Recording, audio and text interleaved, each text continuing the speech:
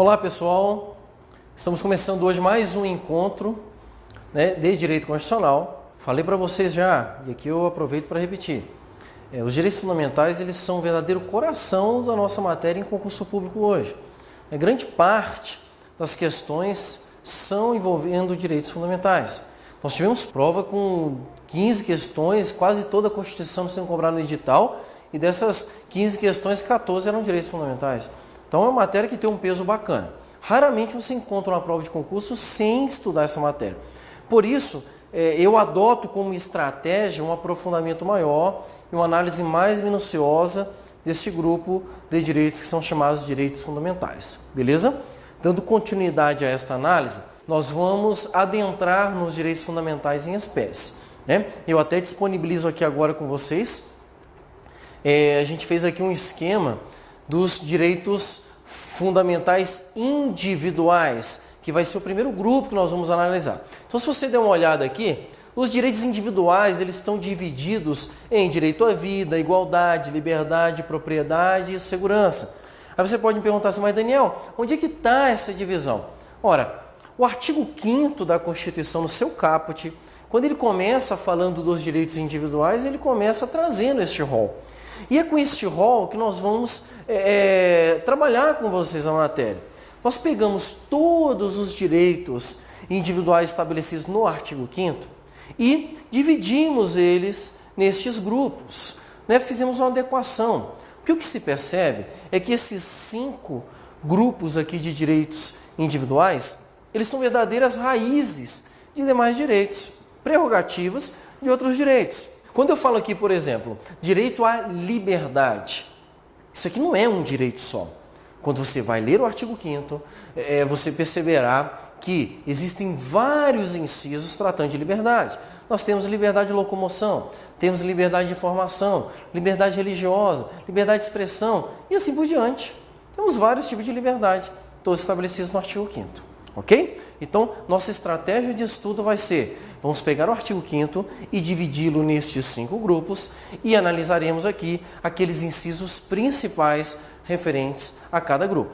Logicamente que nós não temos tempo para analisar todo o artigo 5º, mas faremos aquelas pontuações aí mais importantes para a sua prova de concurso, dentro da perspectiva doutrinária e jurisprudencial mais moderna. E aí eu já começo aqui com uma primeira questão bacana, que pode cair até também naquela matéria ali que nós vimos da parte geral dos direitos fundamentais, que seria o seguinte. Nós temos os direitos individuais estabelecidos ali no artigo 5º, e que eu fiz essa divisão aqui, conforme a própria Constituição faz, e aí até aproveito para dizer, o professor José Afonso da Silva faz, o professor Léo von Hout faz, nós temos aí vários doutrinadores no Brasil que também trabalham com essa distinção feita nestes 5 grupos.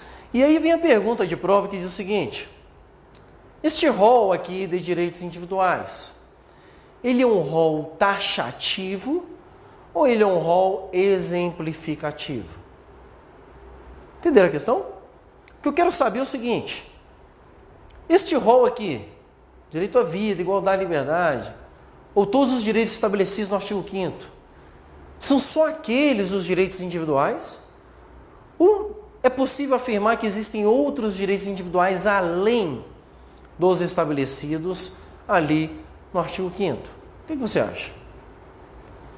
Gente, nós vimos ali nas características dos direitos fundamentais uma característica muito, muito importante. Eu até falei para você, coloca o seu coraçãozinho ali para você não lembrar. Muito cuidado com a característica chamada de não taxatividade. Os direitos fundamentais, eles não são um rol taxativo. Ora, se direitos individuais é uma espécie de direitos fundamentais, então eu posso afirmar que este rol aqui não é um rol taxativo. Trata-se de um rol exemplificativo. Por força até do parágrafo 2º do artigo 5º, que também já analisamos no encontro passado. Parágrafo 2º, que traz aquele conceito material dos direitos fundamentais. Aquele parágrafo 2º diz que é possível que novos direitos fundamentais sejam inseridos no direito brasileiro, ainda que frutos de tratados internacionais. Então, mais uma vez, eu afirmo para vocês, o rol de direitos individuais ele não é um rol taxativo, ele é um rol meramente exemplificativo. Tranquilo? Então isso aqui seria uma primeira observação acerca dessa matéria. A partir de agora, nós vamos mergulhar neste universo chamado direitos individuais. Vamos começar a analisar cada um deles e aproveitamos esse primeiro momento para analisarmos aí o direito à vida. Exatamente, vamos fazer uma análise do direito à vida. E aí o direito à vida, ele é interessante porque ele é importante. Tipo assim, se você não tivesse o direito à vida garantido, você estaria nos assistindo aqui agora? Claro que não.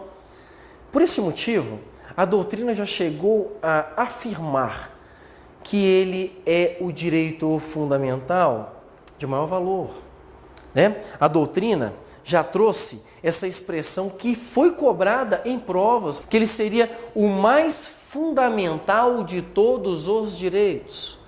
Apesar de nós não podermos dizer que há hierarquia entre esses direitos fundamentais, até porque eles não são absolutos, como nós já estudamos, mas a doutrina já afirmou isso e isso já foi cobrado em prova do CESP. O direito à vida, ele é o direito mais fundamental de todos, por um motivo muito simples, lógico e razoável. Ele é uma verdadeira prerrogativa dos demais direitos. Como é que eu vou exercer meu direito à liberdade se eu não tenho vida? Como é que eu vou exercer meu direito à liberdade, à segurança, à propriedade, todos os demais direitos fundamentais se eu não tenho vida? Por este motivo, podemos afirmar que o direito à vida ele é uma prerrogativa dos demais direitos. Mesmo sendo tão importante, tão valioso, tão sagrado como é, ele não é um direito absoluto. Isso mesmo. E às vezes eu falo isso aqui agora para você, você está um pouco chocado em casa. Calma, muita calma, não se desespere, toma um copo d'água. Mas lembre-se, o direito à vida, bem como os demais direitos fundamentais, não são direitos absolutos. Aí você pode estar se perguntando, Daniel, eu até acredito em você, você falou, né, sobre as características dos direitos individuais, direitos fundamentais, que não são absolutos, mas o direito à vida, como ele não é absoluto? Eu não consigo imaginar uma relativização do direito à vida. Mas eu vou te ajudar a imaginar agora, ok? Nós vamos trazer aqui para vocês agora alguns motivos pelos quais podemos afirmar que o direito à vida, ele não é absoluto. Então, primeira coisa que eu posso afirmar sobre o direito à vida não ser absoluto seria o seguinte. É uma pergunta. Existe aborto no Brasil? Aí você vai falar, é lógico que existe, Daniel, existe muito aborto no Brasil. Não era essa a pergunta que eu queria fazer, né? Mas eu quero saber o seguinte, é aceito juridicamente? Existe a possibilidade de você praticar um aborto legalmente no Brasil? Muitas pessoas poderiam dizer, não, aborto é crime. Eu digo para você, eu concordo, o aborto é crime. Mas o próprio Código Penal traz espécie de aborto que não constitui crime. Espécie de aborto que vai funcionar como uma verdadeira excludente de ilicitude. São dois tipos de abortos que podem ser praticados e eles estão em consonância com o direito estabelecido brasileiro. Nós temos aí um primeiro tipo de aborto, que é o chamado de aborto necessário. Isso mesmo. O aborto necessário é aquele aborto praticado para salvar a vida da mãe. Quando a mãe e a criança estão ali correndo risco de vida na hora do parto. Então, você pratica o aborto necessário porque o direito preferiu deixar a mãe viva do que a criança. Até porque a mãe tem condições de construir uma nova vida. A criança não, ela é muito dependente. E o segundo tipo de aborto, também é admitido no direito brasileiro, é o chamado aborto sentimental. Que é aquele aborto praticado quando uma mulher ela é vítima de estupro. Isso mesmo. O direito brasileiro entende que ela já foi violentada demais para ter que suportar o ônus de um filho fruto dessa violência. Então o direito brasileiro permite que se pratique esse aborto. Logo, é possível a prática de aborto no Brasil e de forma legal. Esta aqui seria uma primeira justificativa para afirmar para você, o direito à vida não é absoluto, porque é possível praticar o aborto no Brasil. Tranquilo? Tudo bem? Uma segunda justificativa para se afirmar que o direito à vida não é um direito absoluto.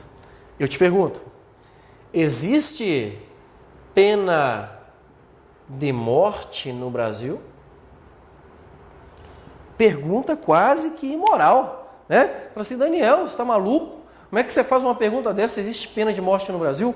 É claro que não existe, Daniel. É por isso que você está aqui, meu amigo. É por isso que você precisa assistir nossas aulas. É porque você vai descobrir um novo mundo. Seus olhos serão iluminados. Você terá um novo caminho de sucesso. Pessoal, quem já está estudando sabe. É lógico que existe pena de morte no Brasil. E essa questão não caiu uma vez em prova, não. Já caiu várias vezes em prova. Né? E aí eu convido você para que a gente abra aí a Constituição Federal, né? E lê aí o inciso 47 do artigo 5º. O inciso 47 do artigo 5º diz assim, ó: não haverá penas, a linha A, de morte, salvo em caso de guerra declarada, nos termos do artigo 84, inciso 19. Aí você fala, Daniel, mas ele disse que não haverá pena de morte. Calma, tem uma vírgula e uma palavrinha mágica, que essa palavrinha, toda vez que aparecer, você tenha cuidado. Salvo. Gente, essa palavra salvo, ela está criando uma exceção. Ela está criando uma verdadeira possibilidade de pena de morte no Brasil. Se cai na tua prova, existe pena de morte no Brasil, certo ou errado? Certíssimo. É claro que existe pena de morte no Brasil. Existe uma hipótese de pena de morte no Brasil. É aquela pena de morte praticada no caso de guerra declarada nos termos do artigo 84, 19, ponto. Ai, Daniel, mas é só essa hipótese, mas existe. Mas está dizendo que não tem pena de morte, mas tem um salvo.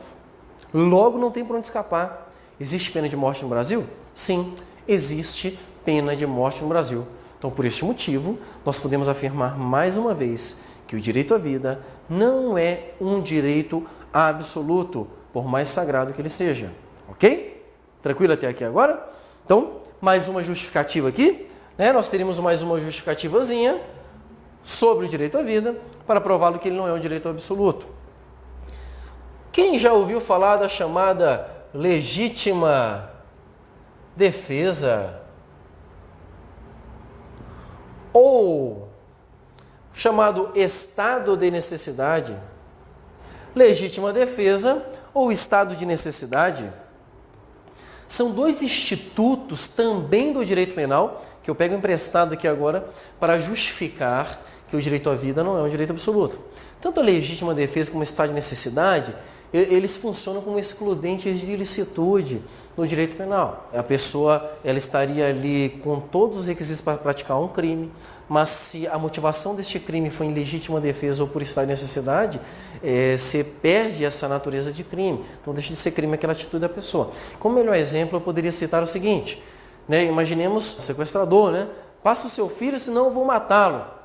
E você está armado, você pega a sua arma, na hora que você finge que vai passar a criança, você pega a sua arma e mata o sequestrador. Você agiu em legítima defesa, existia ali um perigo iminente contra a sua pessoa, contra a pessoa do seu filho, e você, para resguardar esse interesse, você foi lá e matou o assaltante. Entendemos aqui? Seria legítima defesa. Ou então, o estado de necessidade. Esse exemplo é fantástico. O exemplo de estado de necessidade que também comprova que o direito à vida não é um direito absoluto. Imagina vocês, depois do concurso que você está estudando aí, está ansioso, com todos os seus colegas que passaram, aí você passa no concurso.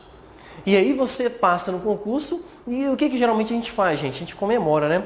Mas você não vai comemorar com churrasquinho, cachorro quente na casa da vizinha, não, gente. Olha só, o concurseiro, quando passa o concurso, ele muda de vida. Então você tem que fazer uma comemoração de nível, né? Os concursos que vão vir esse ano dá para você pagar o quê? Um cruzeiro. Exatamente. Tu junta a tua turma de colegas que estão estudando e vão fazendo um cruzeiro pelo litoral brasileiro, comemorando ao som de axé music, né? Dançando rock e tal, e muita festa comemorando. Gente, a comemoração é tanta, tem tanto aluno do Alpha Online que passou nesse concurso, que o barco começa a afundar. E o barco começa a afundar. E As pessoas começam a se desesperar dentro d'água, querendo nadar para a costa, e a única coisa que aparece na mente de cada um daqueles que estão ali dentro do barco, cada aluno, é a imagem do contra-cheque. Exatamente, falando, ai meu Deus, semana que vem eu vou tomar posse, meu contra-cheque está me esperando, eu preciso me salvar. Eu sei que esse sentimento vai ser suficiente para motivar você a nadar desesperadamente. De repente aparece uma boia, que é a única boia que está ali para salvar todo mundo. Aqueles 50 alunos começam a nadar para a boia, todos. Pessoal, se os 50 subirem na boia, o que vai acontecer com a boia? Afundar e todos morrem.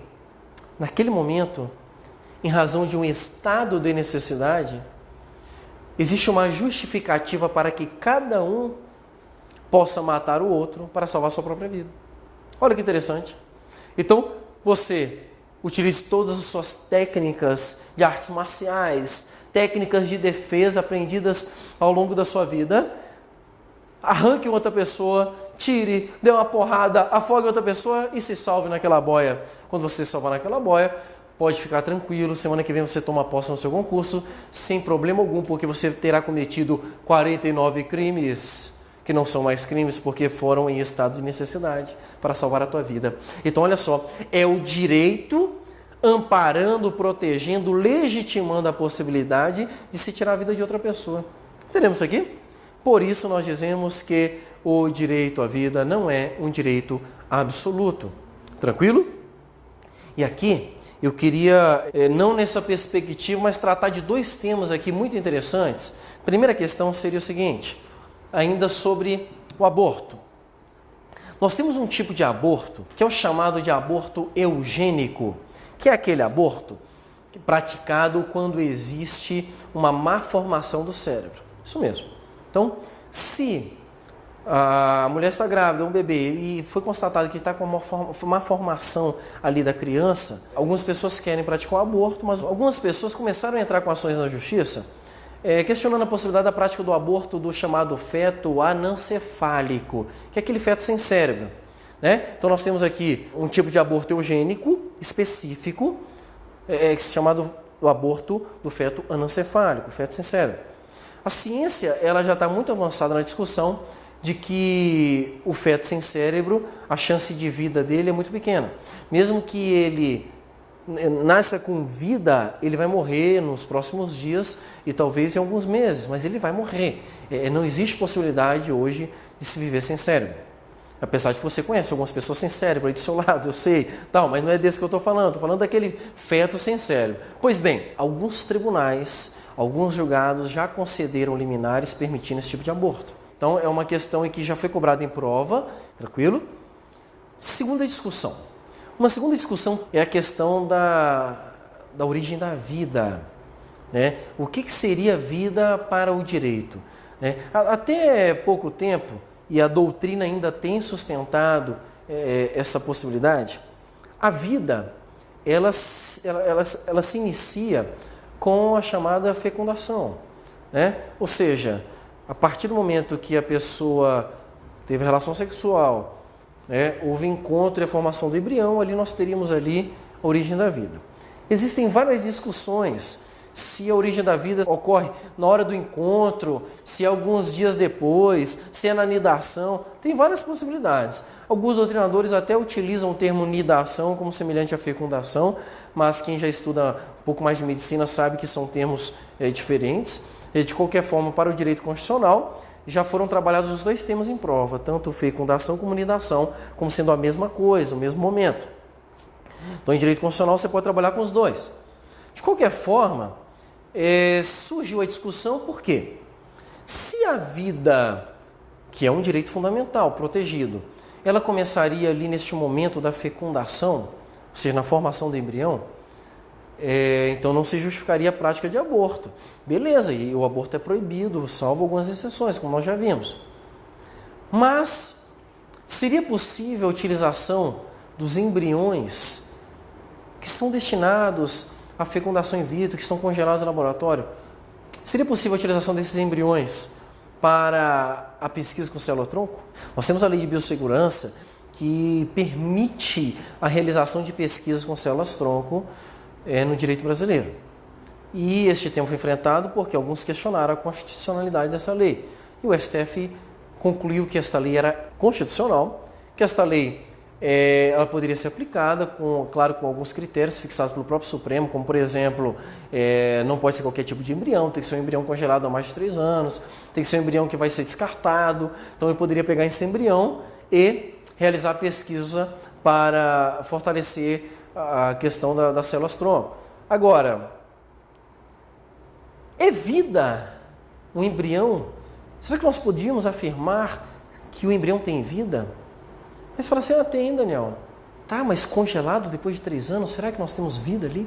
E aí eu te oriento a também acompanhar essa discussão, porque vai cair na sua prova. Então isso aqui foi um ponto interessante, né? São 2 discussões bacanas sobre essa questão do direito à vida, que podem ser cobradas em sua prova. Só para a gente finalizar essa questão do direito à vida, é bom deixar claro o seguinte, que quando nós tratamos o direito à vida como um direito individual, não está aqui em questão apenas o direito de estar vivo, né? O direito à vida é um direito um pouco mais abrangente, que possui aí várias frentes, várias acepções. Então, também seria considerado, por exemplo, como direito à vida, o direito a uma qualidade de vida. Logo, o direito de ter qualidade de vida ou de ter uma vida adequada à condição humana também é um direito individual, fundamental. Ai, Daniel, mas como é que a gente protegeria esse direito à qualidade de vida? Né? Por exemplo, nós temos ali no próprio artigo 6º, artigo 7º, alguns chamados direitos sociais, que visam proteger a qualidade de vida das pessoas. Nós temos também na ordem social, lá no finalzinho da Constituição Federal, vários dispositivos constitucionais que visam produzir uma qualidade de vida. Nós temos direitos na Constituição como direito à moradia, direito à segurança, eu falo segurança pública, né? Direito à saúde, à previdência, à educação. Todos esses direitos, eles têm um caráter fundamental, eles têm um caráter individual que visam proteger o direito à vida. Então, nós temos aqui essa acepção do direito à vida. Mas também o direito à vida pode ser considerado na sua acepção de preservação da integridade física. E para isso, nós teremos normas constitucionais que vão proteger e tutelar a integridade física, principalmente dos presos. Aí, Daniel, mas por que dos presos principalmente? Porque o Brasil tem um histórico, né, de violência carcerária. E aí a nossa Constituição em 88 resolveu incluir vários dispositivos constitucionais dentro do próprio artigo 5º para proteger e tutelar os interesses dos presos. Então, a proteção da integridade física e moral do preso, ela entra nesse aspecto de proteção do direito à vida. Mas não só do preso, nós temos também a própria proteção constitucional da integridade moral, né? Nós temos normas constitucionais, por exemplo, que garantem o direito de resposta a quem tiver a sua moral ofendida. Nós temos dispositivos constitucionais que garantem direito à indenização por danos morais, materiais e danos à imagem, caso a sua integridade moral seja violada.